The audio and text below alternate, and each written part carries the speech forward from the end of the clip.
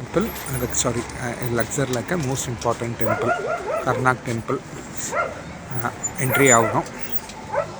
It's bright and hot right now. So இங்கே ஈஜிப்டில் இது 2:15 in the afternoon. உள்ளே என்ட்ரோன்னே scanning area.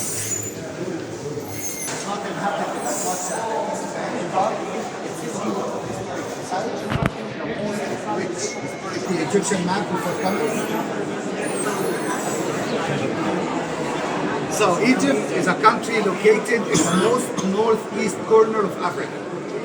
And it's a country like Russia and Turkey falls in two continents.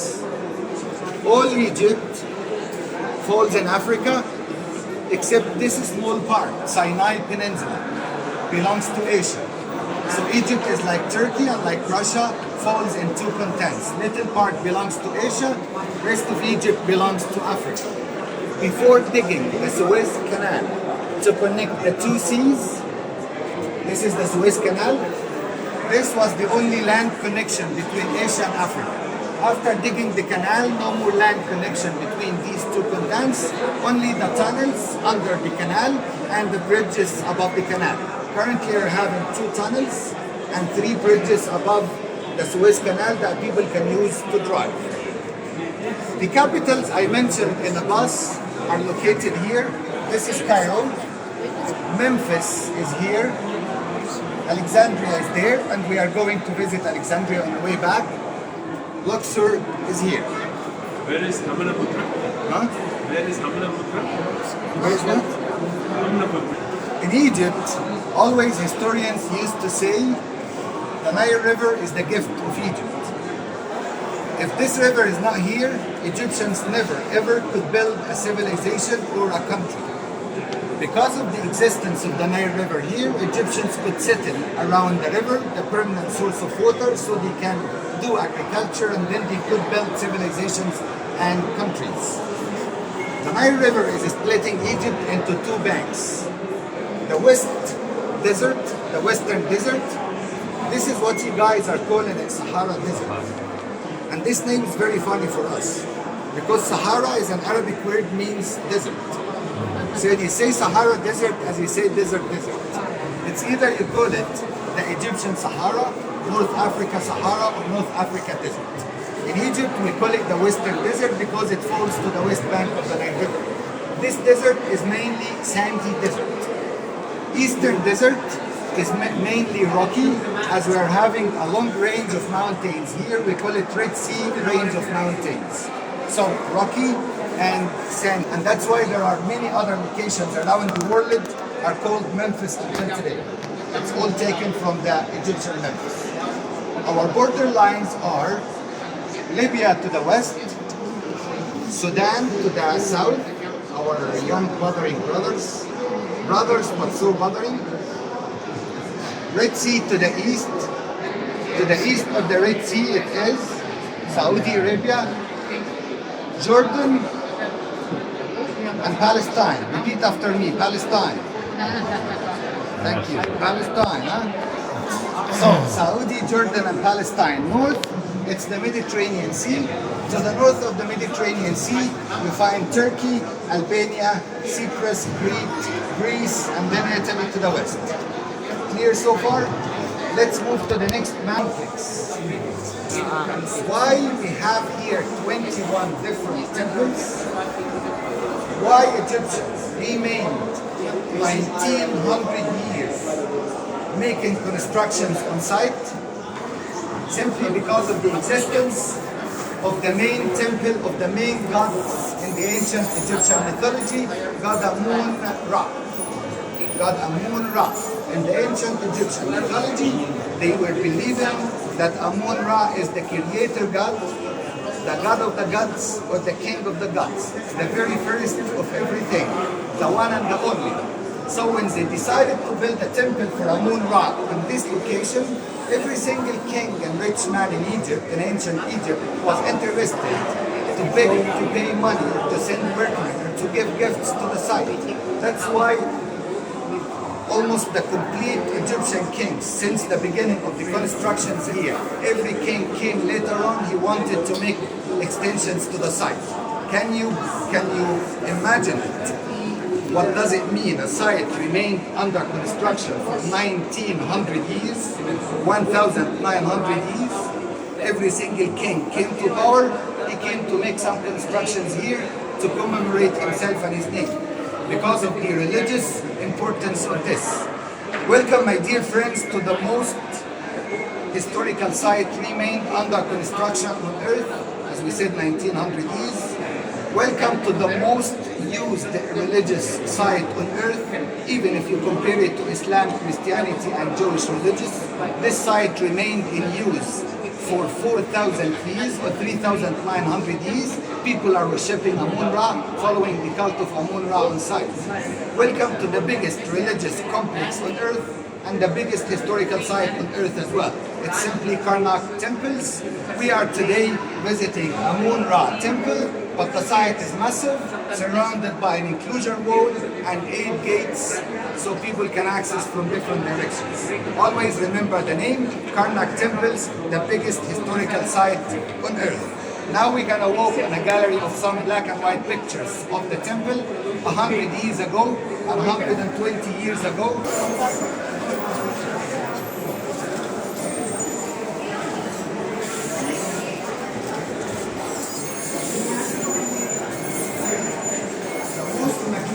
Part in a temple is a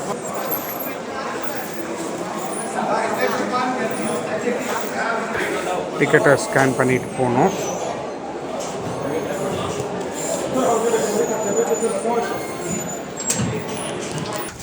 long walk.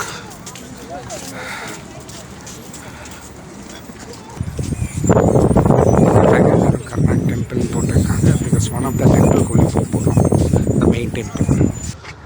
All good? All good? Where's Satish? Picture of it 120 years ago. Compare it to the current condition to what you see in the picture, what you saw in the picture. حاول ما تدخلش في اسلوب. Covered the whole site, and to reach to the ground level of the site, it took more than 100 years of work. And until today, we are still working on site. For example, this was discovered recently in the past 20 years. It was covered under a pile of mud and sand. And we discovered that this is a symbolic tomb for a Muslim sheikh. And here, as I said the word sheikh, let me give you the two different uses of this word. If you are using the word sheikh in the Gulf, Qatar, Kuwait, Emirates, Saudi, Oman, Yemen, it indicates a powerful person from a rich family. But in North Africa, and in Jordan, Lebanon, Palestine, Egypt, Sudan, Libya, Tunisia, Morocco, Algeria, all of these countries, when you use the word sheikh, it indicates a religious person, a Muslim religious person, a religious leader. So the word sheikh here is different than the word sheikh in the Gulf. Here it indicates that this was a symbolic tomb for a good Muslim sheikh, and the surprise that we discovered around this symbolic tomb, thousands of fetus. Because in the Middle Ages, guys, you cannot imagine how many myths, how many lies were spread among Egyptians about these sites, because we lost the knowledge of the sites and we lost the use of these historical sites for hundreds of years. So I mean 8th, 9th, 10th, 11th centuries, Egyptians didn't know what is that. 15th century, people didn't know what is this. So some constructions were added for some strange and different uses, which wasn't the same use as in ancient times. In the Middle Ages, some Egyptian ladies were believing that if she lost her baby during pregnancy, she just needs to wrap it in linen, white linen, then she bury it around this tomb of this good sheikh, because they thought by mistake that there is a good Muslim sheikh is buried here, wishing from God to give her another baby. That's why we discovered thousands of fetus around this, and we discovered recently that it's just a symbolic tomb, no one is buried there. In addition to this, by the entrance, you see to the left hand side some mud brick discoveries and a mud brick wall. A mud brick construction in an ancient Egyptian site means that it was made by Romans. So during the Roman period, Egypt was ruled by Greeks 330 BC until 30 years BC. then Romans defeated Greeks in Egypt, and they started to rule Egypt 30 BC until 641 AD. For approximately 700 years, Romans ruled Egypt. During the 700 years of the Roman rule, unfortunately, these sites were used as a military site, not a religious site, not a scientific site, not the same use as ancient Egyptians. Because Romans didn't want to give Egyptians freedom of religion. They forced Egyptians to change religion, they forced Egyptians to follow the Roman mythology, and they even shut all Egyptian temples, and the remaining temples open, they use it as a military site. That's why they used to build around these sites, because they're going to use it as a military site. This is a Roman wall, and this is a Roman discovery, and it's very recent, just discovered in the past 6 months. We don't know yet what it was, but maybe soon we can recognize what was the function of this part over there to the left-hand side of the entrance. In front of the temple as well, you see a canal, which is a dry canal, but this canal was full of water in the ancient times, as it was connected on this side by the Nile River. Every single temple in ancient Egypt must be connected to the river with a water canal, because people are going for any religious reason, they must go to the temple in a boat, sailing the river until they reach to the dock of the temple. And that's why I said earlier today that every single temple must have a dock by the Nile River. This was the dock of the temple of Karnak, and this was the water canal of the temple of Karnak. Before we start walking inside the site, let me give you some important facts about the Egyptian temples, the ancient Egyptian temples. First of all, the entrance we are using currently is not the oldest part in a temple, but it's the last part to be built in a temple. Because when the kings in ancient Egypt decide to build a temple, they start with the sanctuary, which is the most holy part of the temple, and then all kings coming in the future, they will do additions and extensions prior to this sanctuary. So this was built 400 BC, while the sanctuary of the temple was built 2200 BC. So this part is newer than the sanctuary, which is the last part of the temple currently. This is the first fact. Second fact you need to know about the temples. The temples were not just a cult site, not just a site for religion or for practicing religion, but temples were giving all kinds of services. Comes to your mind. Temples were cult sites, were courthouses, police stations, schools, universities, hospitals, clinics, pharmacies, and in sometimes kings were living inside the temples as a royal palace. In other words, temples in ancient Egypt would equal in our current life the infrastructure. If the government wants to encourage people to move to live somewhere, they have to provide firstly the infrastructure, and then they build the main services people will need, some restaurants, some schools, some hospitals, and then people will start to move to this site. Exactly like the same in ancient Egypt. If a temple was built somewhere, it means people will start to move to live around, because every single service they need will be available inside the temple. அந்த canal காட்டணும்ல, அந்த கேனலுக்கு மேலே work பண்ணுறோம்.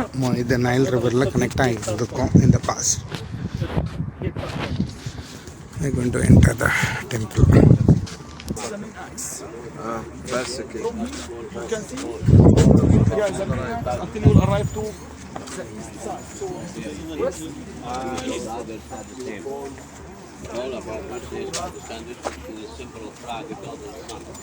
And these they made them by the time of the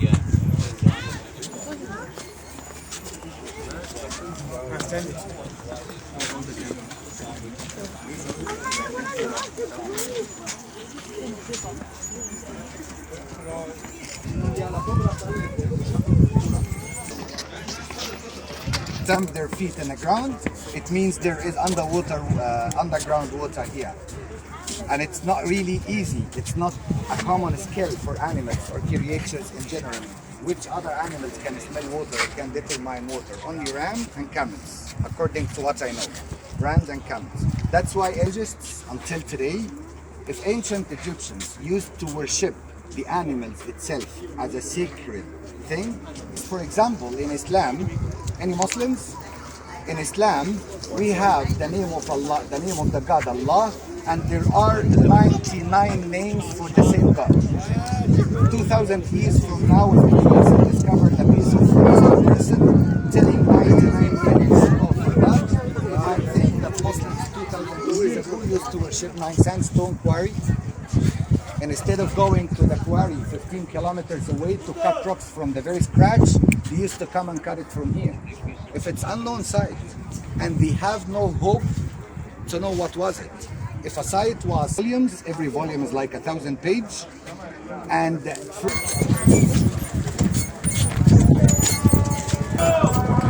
text says, guys, this was the ground.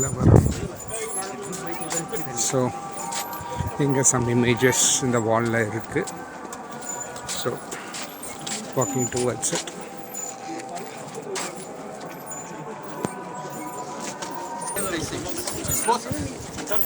Down பண்ணுறோம்.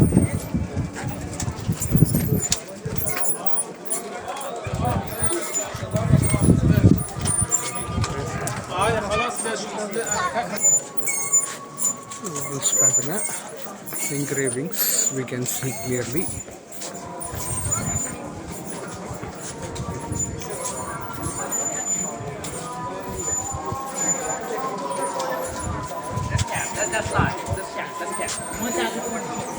Raise a second.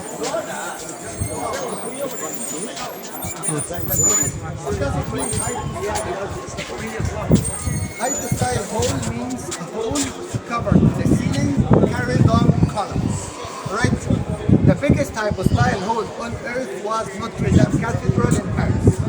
But this cathedral was burned in an accident. Since the burning of this cathedral, the hypostyle hole of Karnak became the biggest on earth. 134 columns with that size, erected and decorated by just 2 kings. A king called Seti the First. Tomorrow I'm telling you more about him. A man called himself the man belongs to devil. Seti means the man belongs to devil. Can you imagine a king calls himself with this name? And his son, the famous king, King Ramesses II. Seti the First made the constructions of half of the columns. Then he passed away. His son, Ramesses II, constructed the other half and made the decorations of the whole hypostyle hole. Clear so far? So this is the biggest hypostyle hole on earth, 134 columns. The central columns are taller than the inner columns. Did you notice this? Because Egyptians wanted to make 2 different ceiling levels. When they make 2 different ceiling levels, they can build these window walls to make it as an opening for the lights to the hypostyle hole. Instead of making openings in the ceiling, they used to prefer to make openings in a side wall like this. We call it a window wall. Very important here, guys, to know this. We never, ever, till only 3 years ago, we never ever had a technique or a material that we can use to clean the rocks, removing 100% of dust and dirt, maintaining 100% of colors if it was there. That's why we never clean the temple, even using water. We never clean the temple. But 3 years ago, we had an Egyptian chemistry professor in Cairo University who introduced for the government a liquid that they can use to clean rocks, removing 100% of dirt, maintaining 100% of colors. We didn't believe him in Egypt. So we needed to examine this liquid, and we sent it to many universities, many institutes, and of course UNESCO, to give us approval that this is safe to clean temples. We had the approval, and first part in Egypt we started to clean is this part. I swear to God, guys, only 3 years ago when I came here, I used to take my groups to corners to show them 2 square meters of red color, 1 square centimeter of green, a small yellow, just little colors were here. 3 years ago, we started to use this liquid to clean the upper parts of the columns. Compare the upper part of the column with the lower part. The lower part is not cleaned yet, but the upper part is. Compare this upper part of this column with the lower part. Till only 3 years ago, you see only here dust color, gray color. you don't see any other colors. Very few colors were still visible. But we started to clean, very careful project, cost us a lot, restoration and maintenance, which is a degree here, a university degree people must take. So, this when it comes to color. Two more things before. Is it a single stone? No, it's a constructed column. Some other columns and some other obelisks, I will show to you cut of one piece later in Luxor temple. I will show you 18 meters statue cut of one piece, but not these. These columns are constructed. Some of the ancient Egyptian columns were cut of one piece, and some other columns used to be constructed. It depends. Here there are two important things around us to see. First of all, the name of the king. Can you see this shape? Can you see that shape? In this shape, we call it a cartouche. Cartouche. In ancient Egypt, only kings and queens allowed to put their names in a cartouche. So currently, when we make a discovery of a monument, once we find this oval shape with hieroglyphics, we are sure that this is a royal monument. We just need to read the name of the king or the name of the queen. If there is no cartouche, then definitely it's a monument belongs to any other person. Might be a vizier, might be an army leader, a high rank person, but not a king and not a queen. Here, second thing, every Egyptian king had 5 names. The most important names were the birth name and the coronation name. Here we have the 2 names of Ramesses II. The one to the right hand side, the cartouche to the right hand side, it says Usr Ma'at Ra is Tibn Ra, justice like Ra is stable like Ra. This is the birth name of Ramesses II. Sorry, the coronation name of Ramesses II. Usr Ma'at Ra is Tibn Ra. But his birth name is the one to the left hand side, Ra Mes Su. Ra Mes Su, which is Ramesses in English. And here I have a question. What does it mean Christmas? Merry Christmas, first phone. Merry Christmas. What does it mean Christmas? Yeah, birth of Christ. In what language? Egyptian. Wow. Christ Mes means birth of Christ. Ra Mes Su, the newborn of Ra. The word Mes is an ancient Egyptian word, and it exists in many Egyptian kings' names to refer themselves as the newborn of Ra or the newborn of Amun Ra or any other god. So the word Mes is an ancient Egyptian word and it means birth. So Christ Mes is a name for this day, was given at the very beginning by Egyptians, and then it was spread all over the world. So Christmas is an ancient Egyptian word. Huh? Now you're ready to go for a free walk. Ramesses II century. So, இப்போ எங்களை ஃப்ரீயாக பார்க்க சொல்லியிருக்காங்க ஒரு 20 minutes. Or just I'm going through it. Okay, it's already a very big video, but now it's worth. I think it's much better to see in the naked eye. So I hope everyone visit here.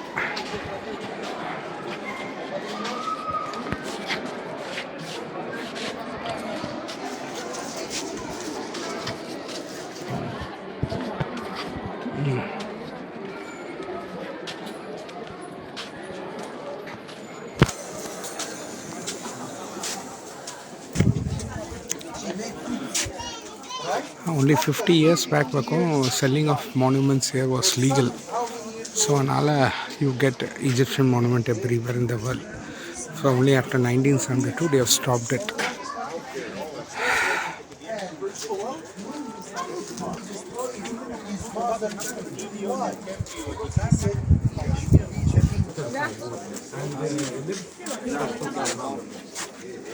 Means giving.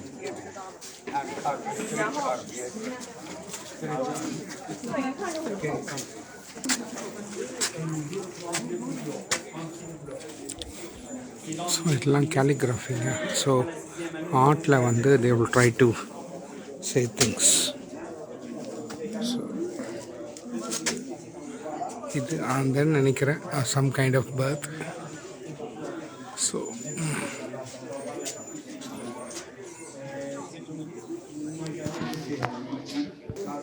the opposite side.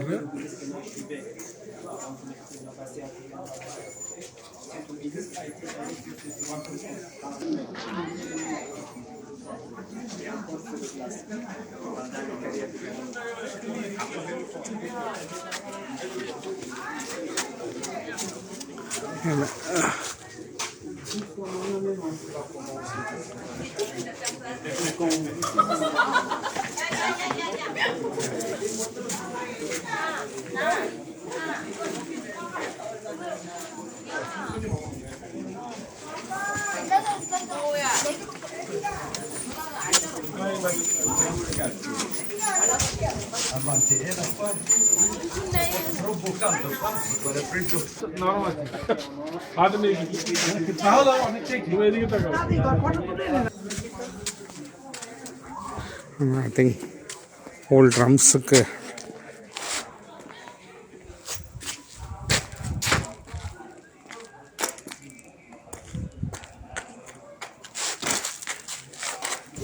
friends, I'm signing off from here in Karnak temple. So subscribe to our channel, hit the like button for all our videos, and kindly share our videos to your friends and family.